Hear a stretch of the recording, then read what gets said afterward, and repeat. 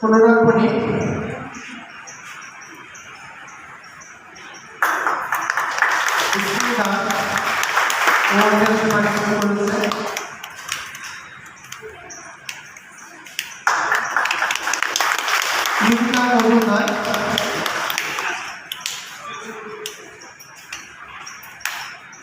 আমাদের অঞ্চল থেকে ইন্টারন্যাশনালে পার্টিসিপেট করেছে এবং ওইখানে গিয়ে ওয়ার্কশপে অংশগ্রহণ করেছিল।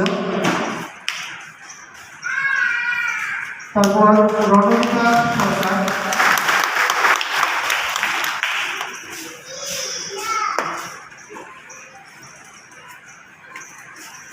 সরকার,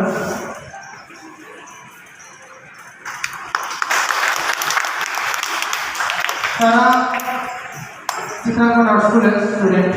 ওরা চান্স পেয়েছে কলকাতাতে।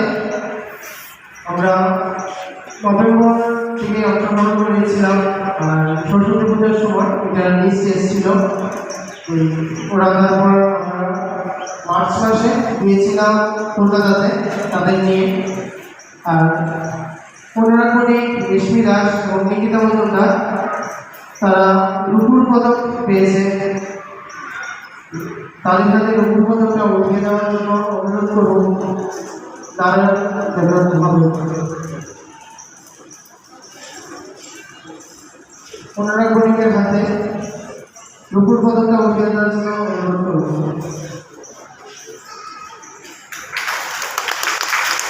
আমাদের বছরের গর্ব, ওরা বিগত দিনেও